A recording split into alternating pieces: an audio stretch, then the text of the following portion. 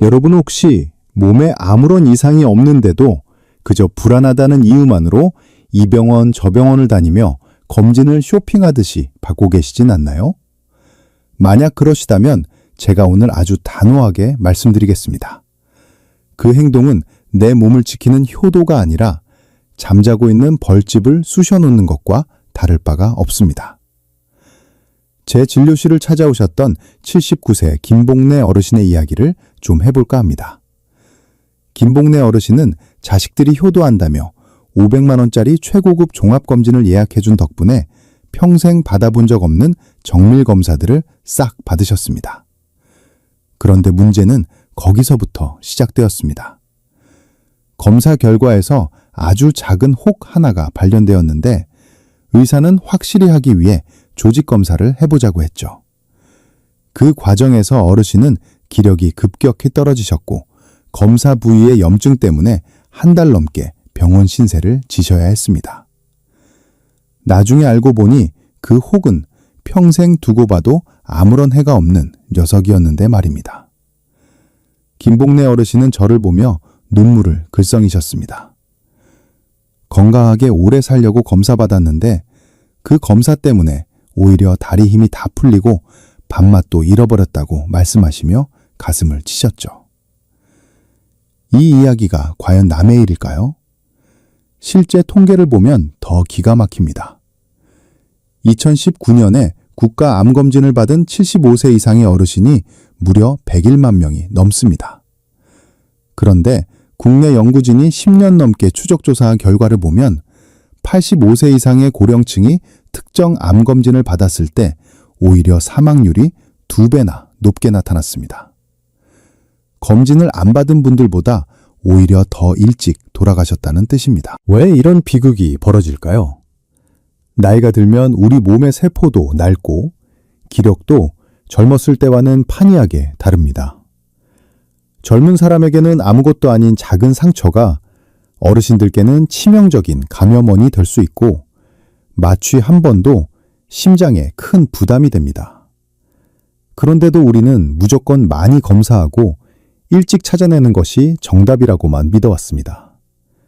하지만 오늘 저는 여러분께 그 상식을 완전히 깨드리는 이야기를 해드리려고 합니다. 이것은 단순한 건강 상식이 아닙니다. 여러분의 소중한 남은 인생을 병원 침대에서 보낼 것인지 아니면 자식들과 웃으며 산책하며 보낼 것인지를 결정하는 생존 전략입니다. 오늘 강연을 통해 어떤 검사가 우리 몸에 독이 되는지, 그리고 몇 살부터는 어떤 검사를 과감히 멈춰야 하는지 아주 명쾌하게 정리해드리겠습니다. 오늘 이 이야기가 내 삶에 꼭 필요하겠구나 싶으시다면 좋아요 버튼 한번 꾹 눌러주시고 댓글에 숫자 1만 남겨주세요. 여러분의 작은 참여가 더 많은 어르신의 건강을 살리는 큰 힘이 됩니다. 자, 그럼 이제 본격적인 이야기를 시작해볼까요? 자, 이제부터는 도대체 어떤 검사들이 우리 어르신들의 몸을 소리 없이 망가뜨리고 있는지 그 실체를 낱낱이 파헤쳐보겠습니다. 그렇다면 과연 김봉래 어르신은 왜 그 좋은 비싼 검사를 받고도 몸져 누우셨던 걸까요? 85세 이상이시라면 위내시경과 대장내시경 검사를 이제는 과감하게 멈추셔야 합니다. 김봉래 어르신이 바로 이 내시경 때문에 한 달 넘게 병원 신세를 지셨던 겁니다. 우리 몸은 나이가 들수록 기계 부품처럼 낡고 약해지기 마련입니다. 젊은 사람에게는 가벼운 내시경이 85세 넘은 어르신께는 마치 커다란 수술을 받는 것과 같은 엄청난 부담을 줍니다. 실제로 우리나라에서 10년 동안 진행된 국가 암검진 데이터를 정밀하게 분석해보니 아주 충격적인 사실이 드러났습니다.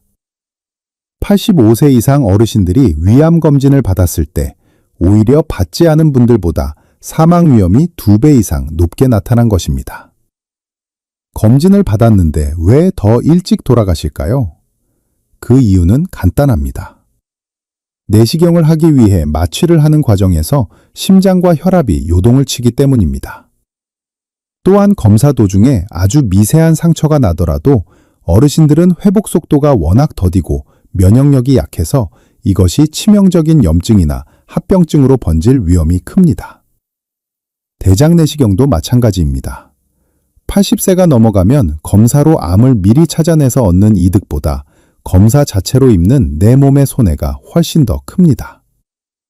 김복래 어르신도 제 설명을 들으시더니 내가 그때 괜히 고생한 게 아니었네 하시며 무릎을 치셨습니다. 이제는 암을 찾아내려고 기운을 빼기보다 지금 있는 건강을 잘 유지하는 것이 훨씬 현명한 선택입니다. 목에 아무런 이상이 느껴지지 않는다면 갑상선 초음파 검사는 절대로 받지 마십시오. 우리나라에서 가장 많이 발견되는 암 1위가 무엇인지 아십니까? 바로 갑상선암입니다. 그런데 이게 정말 우리나라 사람들에게 병이 많아서 그럴까요? 아닙니다. 아무 문제 없이 평생을 함께 살 수 있는 아주 작은 혹들을 너무 샅샅이 찾아냈기 때문입니다. 갑상선암은 별명이 거북이암입니다. 거북이처럼 워낙 천천히 자라서 10년이 지나도 크기가 거의 변하지 않는 경우가 허다합니다. 그런데 건강검진 항목에 포함되어 있다고 덜컥 초음파를 찍었다가 암을 발견하면 그때부터는 지옥이 시작됩니다. 암이라는 단어만 들어도 잠을 못 주무시고 결국 수술대에 오르게 됩니다. 하지만 갑상선을 떼어내면 어떻게 될까요? 평생 호르몬제를 챙겨 드셔야 하고 목소리가 변하거나 칼슘 조절이 안 되는 부작용을 평생 안고 가야 합니다. 아무 증상 없이 100살까지 사실 수 있었던 분이 검사 한번 잘못 받았다가 평생 환자로 살게 되는 것입니다. 세계 최고의 의료기관들도 증상이 없다면 갑상선 검사를 하지 말라고 강력하게 권고하고 있습니다. 여러분 생각해 보세요. 땅속에 묻힌 작은 씨앗이 싹도 틔우지 않고 가만히 있는데 그걸 굳이 파헤쳐서 밭을 망칠 필요가 있을까요? 김복래 어르신도 이 이야기를 듣고는 가슴이 뻥 뚫린 것 같다고 하셨습니다. 불필요한 걱정을 사서 할 필요가 전혀 없다는 뜻입니다. 오늘 이 이야기가 여러분께 정말 큰 울림이 되었으면 좋겠습니다. 혹시 주변에 아직도 비싼 검사가 최고라고 믿고 계시는 친구분들이나 친척분들이 계신가요?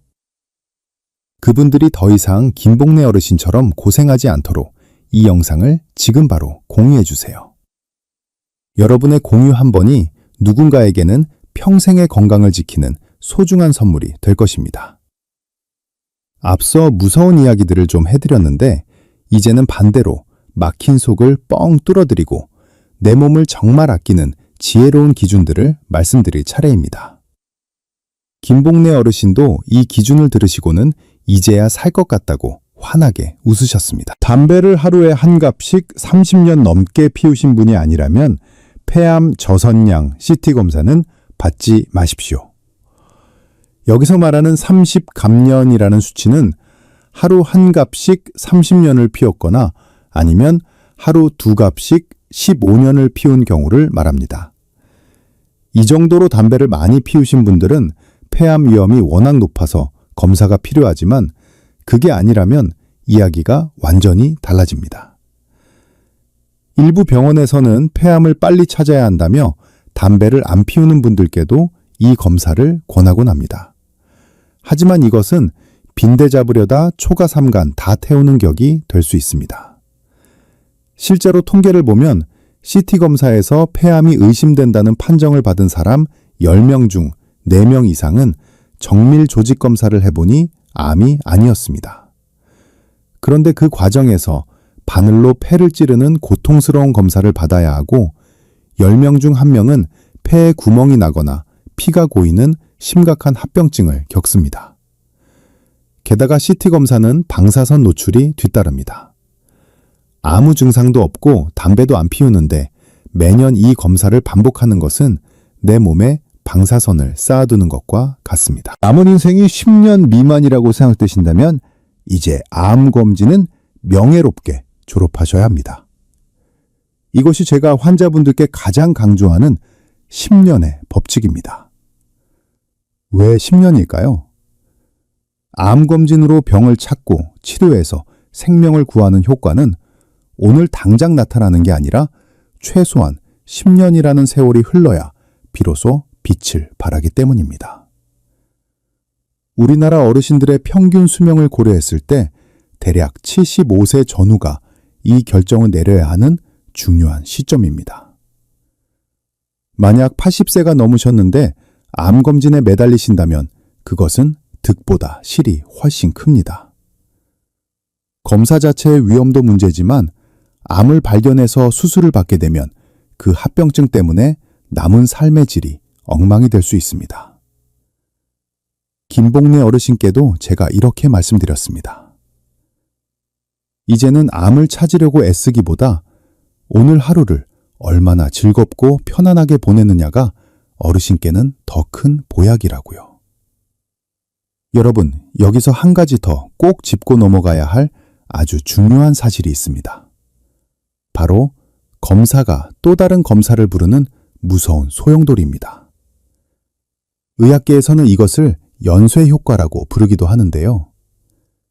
예를 들어 가벼운 마음으로 찍은 사진에서 아주 작은 그림자 하나가 발견되었다고 가정해 봅시다.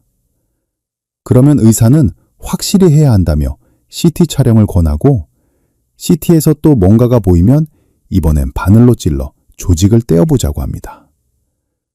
결국 아무것도 아닌 것으로 판명나더라도 그 과정에서 우리 어르신들은 수차례 마취를 견뎌야 하고 과도한 방사선에 노출되며 몸과 마음이 만신창이가 됩니다. 75세가 넘은 우리 몸은 이런 연쇄적인 충격을 버텨낼 기력이 젊은 사람과는 천지차이입니다. 한번 시작된 검사의 굴레는 멈추기가 참 어렵기 때문에 애초에 불필요한 첫 단추를 깨지 않는 것이 가장 현명한 방어기전입니다. 또한 암을 발견하는 것보다 더 무서운 것은 그 암을 치료하는 고통스러운 과정입니다. 80세가 넘은 어르신이 암 수술을 받으면 젊은 사람처럼 금방 털고 일어나기가 참 힘들어서 수술 자체는 성공적이었다고 해도 그 이후에 폐렴이 오거나 기력이 다해 결국 요양병원으로 발길을 옮기시는 경우를 저는 현장에서 너무나 많이 보았습니다. 우리가 검진을 받는 진짜 이유는 더 행복하게 살기 위해서지 병원 침대에 누워 남은 시간을 보내기 위해서가 아니라는 점을 다시 한번 가슴 깊이 새기셨으면 좋겠습니다. 건강검진은 6개월이나 1년마다 받는 게 아니라 딱 2년 주기로만 받으십시오. 건강에 유독 관심이 많은 분들은 불안한 마음에 검사를 너무 자주 받으려 하십니다. 하지만 우리 몸의 암세포는 생각보다 천천히 자랍니다. 보통 암이 생겨서 문제를 일으키기까지는 수년의 시간이 걸리기 때문에 2년마다 한 번씩만 점검해도 충분히 조기에 발견할 수 있습니다. 오히려 너무 자주 검사를 받으면 병도 아닌 아주 작은 혹들을 발견하게 되어 불필요한 걱정만 늘고 방사선 피폭량만 많아집니다. 국가에서 2년마다 검진표를 보내주는 데는 다 과학적인 이유가 있는 법입니다. 그 주기에 맞춰서 기본에 충실한 검사만 받으셔도 충분합니다. 검사 결과지를 집에서 우편으로만 읽지 마시고 반드시 담당 의사를 직접 만나서 설명을 들으십시오. 많은 분이 결과지에 적힌 어려운 용어와 수치만 보고 덜컥 겁부터 내십니다. 예를 들어 간에 혹이 있다거나 폐에 석회화가 있다는 글자를 보면 암이 아닐까 밤잠을 설칩니다. 하지만 의사가 보면 그것은 과거에 앓고 지나간 염증의 흉터이거나 평생 아무 지장을 주지 않는 물혹인 경우가 대부분입니다. 종이 한 장에 적힌 숫자에 일희일비하지 마시고 전문가의 입을 통해 내 상태가 정말 어떤지 정확히 확인하는 과정이 반드시 필요합니다. 그래야 불필요한 걱정에서 벗어나 마음의 평화를 찾을 수 있습니다. 여러분, 오늘 제가 말씀드린 이 지혜로운 기준들을 꼭 마음에 새기셨으면 좋겠습니다. 내 몸을 지키는 것은 무조건적인 검사가 아니라 내 나이와 상태에 맞는 현명한 선택입니다. 오늘 영상이 여러분의 건강한 노후에 큰 등불이 되었다면 구독 버튼과 알림 설정 버튼을 꼭 눌러주세요. 여러분의 응원이 제가 더 정확하고 따뜻한 의학 정보를 전해드리는데 가장 큰 원동력이 됩니다. 자, 이제 김봉래 어르신과 제가 함께 만든 특별한 건강 일과표를 소개해드릴 시간입니다. 어르신은 비싼 검진을 포기하는 대신 이 일과표를 실천하시면서 오히려 예전보다 훨씬 활기찬 하루를 보내고 계십니다. 여러분도 오늘부터 당장 따라하실 수 있는 아주 구체적인 루틴입니다. 먼저 아침 7시입니다. 눈을 뜨자마자 가장 먼저 하셔야 할 일은 병원을 찾아가는 게 아니라 바로 거실 한쪽에서 가정용 혈압계로 내 혈압을 재는 것입니다. 80세 전후의 어르신들께는 1년에 한 번 받는 내시경보다 매일 아침 재는 혈압 수치가 훨씬 더 소중한 생명줄입니다. 혈압이 안정적인지 확인하고 따뜻한 물 한 잔을 마시는 것만으로도 뇌졸중이나 심근경색의 위험을 절반 이상 줄일 수 있습니다. 오전 10시에는 햇볕을 쬐며 30분 정도 천천히 걷는 산책 시간을 가지십시오. 김봉래 어르신은 이 시간에 동네 공원을 걸으시며 비타민 D를 자연스럽게 보충하십니다. 어르신들께 뼈 건강은 암 검진만큼이나 중요합니다. 넘어지기라도 하면 그 합병증이 암보다 더 무섭기 때문입니다. 햇볕 아래서 걷는 이 짧은 시간이 골다공증을 예방하고 우울한 마음까지 씻어내줍니다. 정오에는 단백질이 풍부한 식사를 챙겨 드시고 오후 2시쯤에는 꼭 누군가를 만나 대화를 나누십시오. 경로담도 좋고 친구분과의 전화 한 통도 좋습니다. 뇌를 자극하는 가장 좋은 방법은 정밀검사가 아니라 바로 즐거운 대화입니다. 이것이 최고의 치매 예방검진입니다. 김봉래 어르신도 예전에는 검사 결과지에 적힌 글자만 들여다보며 근심하셨는데 이제는 이 시간에 친구분들과 웃으며 지내시니 얼굴색이 훨씬 좋아지셨습니다. 자, 이제 여러분이 가장 궁금해하실 질문들을 몇 가지 골라봤습니다. 첫 번째 질문은 우리 집안에 암 환자가 여럿 있는데 그래도 나이가 들면 검진을 멈춰도 되느냐는 것입니다. 가족력이 있다면 남들보다 암 위험이 높은 것은 사실입니다. 하지만 이 경우에도 원칙은 같습니다. 80세가 넘으셨다면 가족력이 있더라도 암 수술이나 항암 치료를 견뎌낼 체력이 뒷받침되지 않는 경우가 많습니다.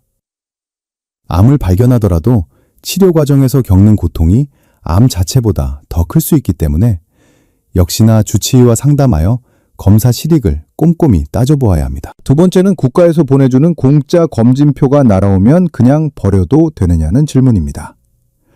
검진표를 무조건 버리지는 마십시오. 다만 항목을 골라내는 지혜가 필요합니다. 80세가 넘으셨다면 내시경이나 CT 촬영 같은 몸에 무리가 가는 검사는 건너뛰더라도 혈압과 혈당, 그리고 콜레스테롤 같은 기본적인 혈액 검사는 꼭 받으시는 게 좋습니다. 이런 기초적인 수치들은 약물로 조절이 가능하고 당장의 건강 상태를 가장 잘 보여주기 때문입니다. 즉, 내 몸에 칼을 대거나 기계를 넣는 검사는 피하되 바늘 한번 찔러서 알 수 있는 기본적인 검사는 계속 챙기시는 것이 현명합니다. 세 번째로 정말 많은 분이 진료실에서 물어보시는 것이 있습니다. 바로 피 한 방울로 암을 싹 다 찾아낸다는 암 표지자 검사입니다. 검사 결과지에 CEA 또는 CA19-9 같은 어려운 영어로 된 수치들이 조금이라도 높게 나오면 덜컥 암에 걸린 줄 알고 사시나무 떨듯 떠는 분들이 계십니다. 하지만 제가 오늘 분명히 말씀드리건대 이 수치는 암이 전혀 없어도 내 몸에 작은 염증이 있거나 단순히 나이가 들어서 올라가는 경우가 태반입니다. 특히 어르신들은 가벼운 기관지염이나 위염만 살짝 있어도 이 수치가 춤을 춥니다. 그러니 이 수치 하나에 내 목숨이 왔다 갔다 한다고 생각하며 절대 겁먹지 마십시오. 이것은 암을 진단하는 만능 도구가 아니라 이미 암 치료를 받는 분들의 경과를 살피는 참고 용도일 뿐입니다. 건강한 어르신이 이 수치 때문에 불안해하며 매달 피를 뽑고 CT를 찍으러 다니는 것은 그야말로 주객이 전도된 일입니다. 김복래 어르신은 이 루틴을 시작하신 지 벌써 3달이 되셨습니다. 어르신은 제게 말씀하시기를 병원에 가서 기계 앞에 누울 때는 항상 도살장에 끌려가는 기분이었는데 이제는 내 혈압 내가 챙기고 친구들과 웃으며 지내니 내가 내 건강의 주인이 된 것 같아 정말 행복하다고 하십니다. 여러분도 이제는 건강의 주권을 되찾으셔야 합니다. 병원이 시키는 대로 무조건 끌려가는 게 아니라 내 나이와 내 몸에 맞는 실질적인 관리를 시작하십시오. 오늘 이 루틴을 당장 내일부터 실천해 보겠다 마음먹으셨다면 댓글에 실천이라는 2글자를 꼭 남겨주세요. 그리고 댓글창에서 다른 분들과 함께 서로 응원하고 격려하는 따뜻한 말 한마디도 나눠보시기 바랍니다. 혼자 하면 어렵지만 우리 함께 하면 충분히 해낼 수 있습니다. 여러분의 실천이 여러분의 노년을 빛나게 할 것입니다. 오늘 저와 함께 긴 여정을 달려오신 여러분 정말 고생 많으셨습니다. 이제 마지막으로 오늘 강연의 핵심 내용을 딱 3줄로 요약해 드리겠습니다. 첫째, 85살이 넘으셨다면 내시경 검사는 이제 용기 있게 멈추십시오. 둘째, 특별한 증상이 없다면 갑상선 초음파나 폐 CT 검사는 받지 않는 것이 오히려 몸을 아끼는 길입니다. 셋째, 검진표의 숫자보다 오늘 내 몸의 활력과 마음의 평안을 더 중요하게 여기십시오. 이 3가지만 기억하신다면 여러분은 이미 세상에서 가장 현명한 건강 박사이십니다. 아까 말씀드렸던 김복래 어르신의 근황을 마지막으로 전해드릴까 합니다. 어르신은 이제 더 이상 매달 병원 대기실에 앉아 초조하게 순서를 기다리지 않으십니다. 대신 그 시간에 동네 친구분들과 함께 근처 산책로를 걸으며 계절의 변화를 만끽하고 계시죠. 예전에는 검진 결과지에 적힌 작은 수치 하나에도 가슴이 철렁 내려앉았지만 이제는 오늘 아침 잰 혈압이 정상이라는 사실 하나만으로도 충분히 감사하며 하루를 시작하십니다. 어르신은 제게 찾아오셔서 말씀하시기를 병원을 멀리하니 오히려 몸에 생기가 돌고 마음이 가벼워졌다고 하셨습니다. 무엇보다 자식들에게 더 이상 검사 문제로 짐이 되지 않는 것 같아 마음이 편하다고 환하게 웃으셨습니다. 여러분, 건강이라는 것은 우리가 행복하게 살기 위해 필요한 도구일 뿐입니다. 그런데 어느 순간부터 우리는 그 도구를 손질하는데 너무 많은 시간과 기운을 쏟고 있습니다. 정작 그 도구를 사용해서 누려야 할 소중한 인생의 시간들을 병원 복도에서 허비하고 있는 것은 아닌지 한 번쯤 깊이 생각해 보셨으면 좋겠습니다.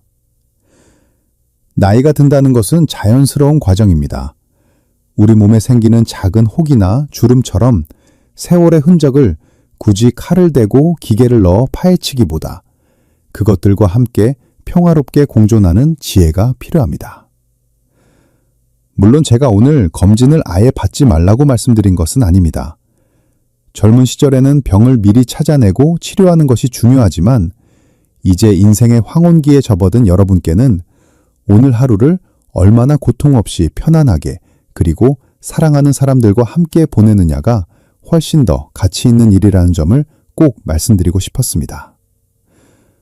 무조건적인 검사보다는 내 몸의 소리에 귀를 기울이고 나에게 꼭 필요한 관리만 골라서 하는 것이 진정한 의미의 자기 관리입니다. 오늘 이 영상을 통해 여러분의 마음속에 있던 막연한 불안감이 조금이나마 해소되었기를 진심으로 바랍니다.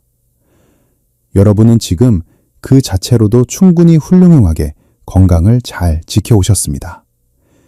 이제는 검진표라는 성적표에 얽매이지 마시고 오늘 하루 나에게 주어진 시간을 선물처럼 즐기셨으면 좋겠습니다. 여러분이 활짝 웃으며 걷는 그 걸음걸음이 세상에서 가장 좋은 보약입니다. 오늘 강연이 여러분의 남은 인생에 따뜻한 위로와 명쾌한 해답이 되었기를 바랍니다. 저는 앞으로도 여러분이 병원 문턱을 낮추고 집에서 더 건강하게 지내실 수 있도록 돕는 든든한 주치의가 되겠습니다. 긴 시간 경청해 주셔서 진심으로 감사합니다.